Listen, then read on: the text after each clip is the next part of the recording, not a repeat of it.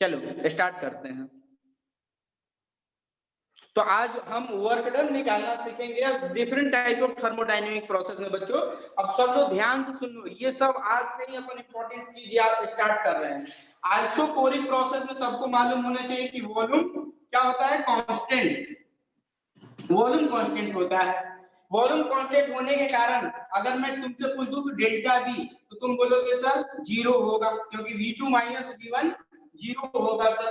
तो delta we 0 या DV exact definition में क्या बोला सके, स्मॉल चेंज भी 0 होगा, और ये इंपॉर्टेंट है।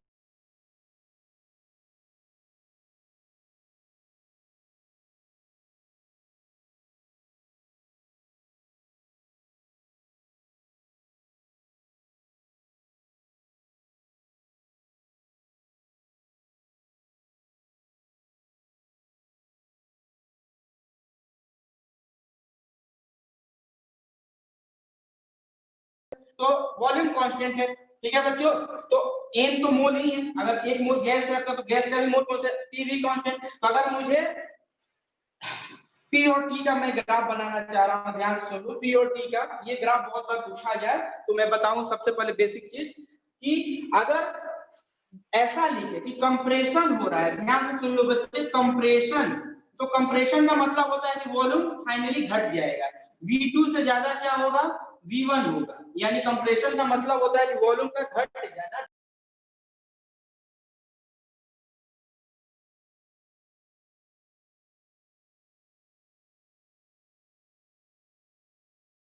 सर आप म्यूट हो गए।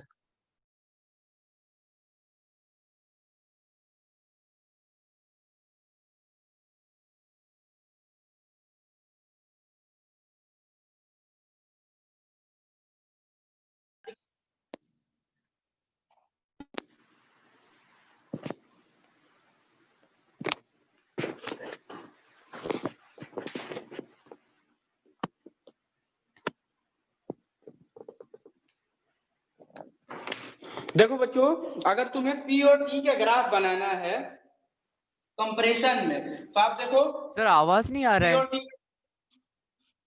क्या हुआ, हेलो, पी और टी का ग्राफ बनाना हो तो प्रेशर और टेम्परेचर डायरेक्टली प्रोपोर्शनल होंगे। तो अगर प्रेशर बढ़ रहा होगा तो टेम्परेचर घट रहा होगा। तो ग्राफ कैसे बनाओगे, प्रेशर और टेम्परेचर डायरेक्टली प्रोपोर्शनल है, ऐसा ग्राफ जाएगा। इसका ग्राफ कैसा होगा, ऐसा। और पी और टी का ग्राफ बना लिए तो तुम्हें वी और टी का भी ग्राफ दिया जा सकता है, वी और टी का भी ग्राफ। तो वॉल्यूम तो कांस्टेंट ही है, तो ये ग्राफ ऐसे जाएगा, ठीक है। तो इसमें भी दो ग्राफ हो सकते हैं बच्चे, एक कूलिंग का ग्राफ होगा और एक ये ग्राफ होगा। ऊपर वाला ग्राफ देखो, ये दोनों कांस्टेंट है, बट डायरेक्शन मैंने एक इधर लगाया है, एक इधर लगाया है। बच्चे ध्यान से देखो, इधर वॉल्यूम क्या हो रहा है, बढ़ रहा है, इधर क्या हो रहा है, वॉल्यूम घट रहा है। सॉरी, इधर टेम्परेचर क्या हो रहा है बच्चे, टेम्परेचर इधर क्या हो रहा है, टेम्परेचर बढ़ रहा है, और इधर क्या हो रहा है, टेम्परेचर घट रहा है। तो एक चीज क्या, कंप्रेशन में क्या होगा बच्चे, कूलिंग होता है, और एक्सपेंशन में क्या होगा, एक्सपेंशन में क्या होगा बच्चे, हीटिंग होगा। अब ये कॉन्सेप्ट बहुत इंपॉर्टेंट है, ध्यान से सुन लो कि कंप्रेशन का मतलब कूलिंग, एक्सपेंशन का मतलब हीटिंग। कैसे, एक्सपेंशन में क्या होगा, मैंने तुम्हें बताया था पिछले बार कि एक्सपेंशन जब होगा, जब पिस्टन लगा हुआ है तो ये गैस ऊपर फैलेगी, तो ये ऊपर जाएगा, तो गैसेस काम करेगी, तो आपस में एनर्जी बढ़ेगा, तो हीटिंग होगा। और कंप्रेशन में क्या होगा, कूलिंग, क्योंकि आप चीजों को जितना आप दबाओगे तो गैसेस उतनी ही आसपास आएगी, उनका एनर्जी कम हो जाएगा, तो कूलिंग होता है। तो ये ग्राफ ऐसे ये बता रहा है कि अगर ये ऐसे ग्राफ है तो ये किसको बता रहेगा, इसको क्या बोला जाएगा बच्चे, क्योंकि यहाँ पे टेम्परेचर बढ़ रहा है, तो इसको बोला जाएगा आइसोकोरिक एक्सपेंशन। ध्यान से सुन लो बच्चों, आइसोकोरिक एक्सपेंशन बोलेंगे, और इसको क्या बोलेंगे बच्चे, आइसोकोरिक आइसोकोरिक कंप्रेशन। कंप्रेशन तो ये मतलब होता है कूलिंग और हीटिंग का।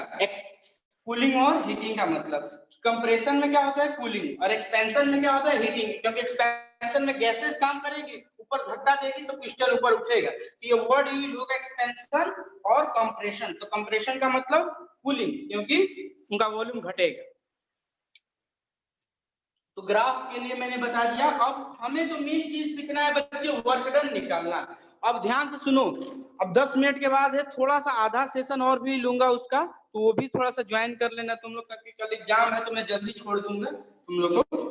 तो ताकि आइसोकोरिक और आइसोबेरिक दो प्रोसेस तुम लोग को बता दूं आज। देखो, दो प्रोसेस की बात होती है, एक रिवर्सिबल प्रोसेस की बात होती है बच्चों, और दूसरी बात होती है इरिवर्सिबल प्रोसेस की। ध्यान से सुन लेना बच्चे, रिवर्सिबल प्रोसेस और इरिवर्सिबल प्रोसेस। इरिवर्सिबल प्रोसेस का मैंने सिंपल सा हिंट दिया था कि अगर क्वेश्चन में लिखे कि एट कांस्टेंट एक्सटर्नल प्रेशर, अगर क्वेश्चन ये दे दे word at constant external pressure, अगर ये वर्ड दे रहा है इसका मतलब इरिवर्सिबल प्रोसेस है।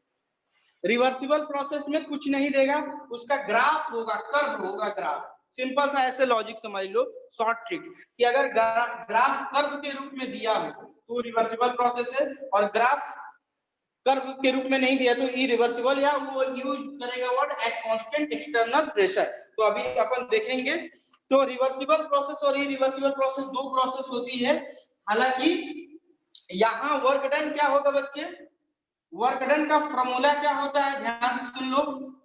वर्क डन का फॉर्मूला होता है minus P d V, minus P d V, और ये इंटीग्रेशन का होता है माइनस पी गैस डीवी। ये कब होता है, रिवर्सिबल प्रोसेस में, रिवर्सिबल प्रोसेस में।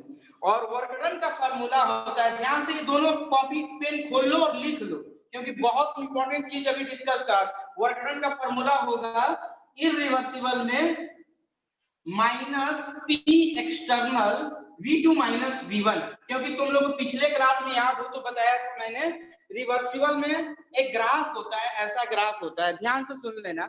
और वर्क डन कैसे निकालोगे तुम लोग, इनके बहुत सारे छोटे छोटे इनफाइनाइट प्रोसेस होती है, इनफाइनाइट टाइम तक चलती है, तो इनके बहुत सारे एरिया को जोड़ के, और एरिया को जोड़ने का मतलब होता है कि जैसे मुझे यहाँ से यहाँ तक का वर्क डन निकालना है बच्चे, ध्यान से सुन लो, यहाँ से यहाँ तक का वर्क डन निकालना है V2 और ये है V1 बच्चे। तो अगर कर्व का मुझे एरिया निकालना होता है तो मैथ में इंटीग्रेशन पढ़ते हैं, और मैंने बोल दिया कि अगर कर्व दिया है तो इसका मतलब कौन सा प्रोसेस है, रिवर्सिबल प्रोसेस। तो रिवर्सिबल प्रोसेस में इंटीग्रेशन क्यों लगाते हैं, क्योंकि ऐसा होता है, कर्व होता है, और कर्व के एरिया इंटीग्रेशन से निकालते हैं, इसलिए लेते हैं प्रेशर ऑफ ए गैस, और प्रेशर ऑफ ए गैस का फॉर्मूला होता है बच्चों nRT/V, nRT/V, PV equal to nRT। तो यहाँ पे ये लिखना है, सबसे पहले इंपॉर्टेंट चीज ये कॉपी में लिखो। और जैसे सिंपल सा देखो आत्मन, अगर मैं तुमसे पूछूं कि ये प्रोसेस है, ध्यान से सुन लो, P और V का ग्राफ है, सिंपल P और V का ग्राफ है, ऐसा दिया है, यहाँ से यहाँ A से B तक काम कर रहा है, ये 2 लीटर है और ये 4 लीटर है, तो यहाँ का एरिया तुम निकाल नहीं सकते हो यार, तुम लोग मैथ के स्टूडेंट हो, बायो वाले भी इतना तो निकाल सकते हैं यार, ये एरिया स्क्वायर है सर, तो स्क्वायर का एरिया तो मैं निकाल सकता हूँ सर। तो यहाँ पे स्क्वायर का एरिया क्या हो गया, जैसे मान के चलो ये 2 ATM है, तो -2 × 4 - 2 ATM लीटर, तो ये तो एरिया निकाल सकते हो। ये तो कौन सा प्रोसेस हुआ, अभी सिंपल मैं पूछूं आत्मन या कोई भी सरिता, अगर मैं तुमसे पूछूं कि ये कौन सा प्रोसेस हुआ, तो तुम सिंपल से बोलोगे सर इसमें तो कोई कर्व है ही नहीं, तो ये इरिवर्सिबल है सर, और इसका मैं ऐसे निकालूंगा -P V2 माइनस V1, जो कि सर आपने लिखा है, मैं उसी से निकाल। बट अगर कर्व दिया है तो रिवर्सिबल है, उसका इंटीग्रेशन करके ही निकालेंगे। किसी को दिक्कत है यहाँ तक? No sir. किसी को दिक्कत है? नहीं सर।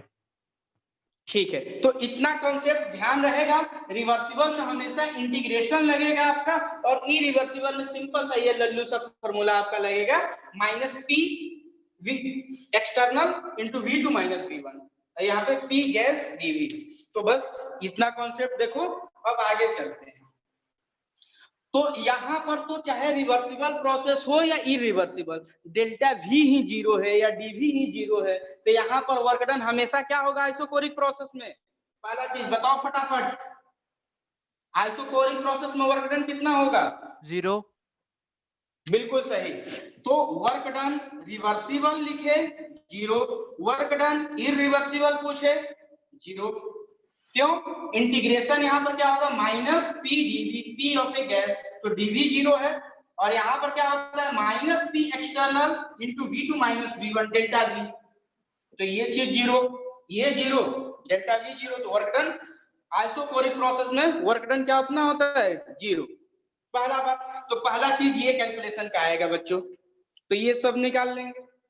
दूसरी बात बच्चे, दूसरा चीज क्या कैलकुलेशन कर लिया आएगा? Delta H, enthalpy. आप बताओ एंथैल्पी कितनी होगी? तो एंथैल्पी कैसे निकालोगे? ध्यान से सुन लो बच्चों, एंथैल्पी जब भी निकालोगे तो आपको सिंपल सा एक फॉर्मूला मैंने अभी बताया था, NCP delta T, NCP delta T, ये फॉर्मूला यूज होगा। गैस दिया रहेगा कि 1 मोल गैस का है, वो खुद देगा क्वेश्चन में, तो यहाँ पे 1 रख दोगे। मोनोएटॉमिक गैस देगा, तो जैसे मैंने तुम लोग को मोनोएटॉमिक में क्या बताया था? CP/CV बताया था ना, CP/CV का 5/3, तो CP के आगे दिया रहेगा कुछ क्वेश्चन में 5R/2, delta T T2 minus T1, वो टेम्परेचर बोलेगा कि आइसोकोरिक एक्सपेंशन हो रहा है। आइसोकोरिक एक्सपेंशन कहां से कहां हो रहा है, तो वो खुद बोलेगा टेम्परेचर कितना। जैसे बोलेगा कि पहले 27 डिग्री से अब 37 डिग्री सेंटीग्रेड हो गया है, तो सिंपल सा क्वेश्चन में आप ये फॉर्मूला निकाल सकते हो। जैसे क्वेश्चन अभी कर लेते हैं, लिखो फटाफट सब लोग, ये क्वेश्चन मुझे करके सब लोग बताएं। तो हर प्रोसेस पे मैं ऐसे एक क्वेश्चन में दे रहा हूं, find reversible work done, second irreversible work done, delta H delta U 1 2 3 4, and heat का मतलब Q, 2 mole of monoatomic gas